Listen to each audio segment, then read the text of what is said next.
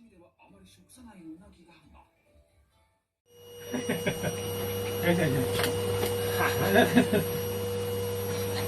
嬉しいなね、顔洗ってんの分かる？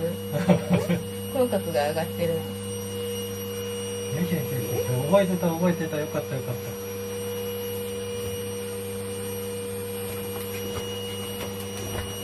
め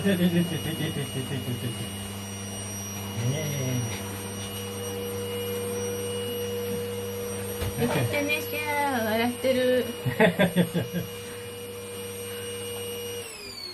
ちょっと涙目じゃない。大歓迎だ。泣いてんのあんた。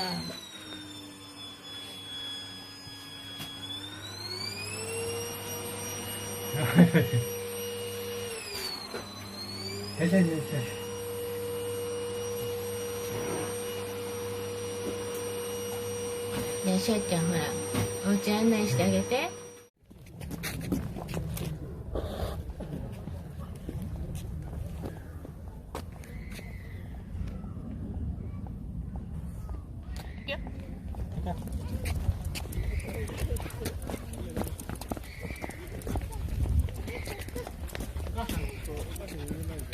前歩いてるからさ、どういう顔でさ歩いてるかわかんないんだよ。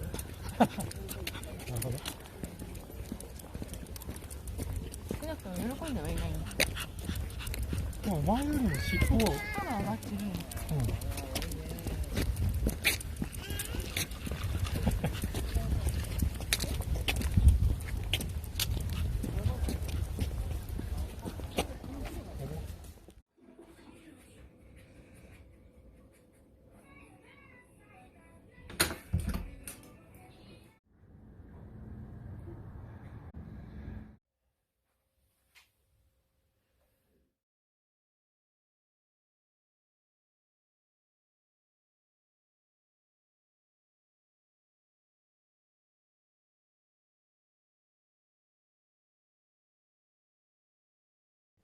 もういいから無理なんだよね。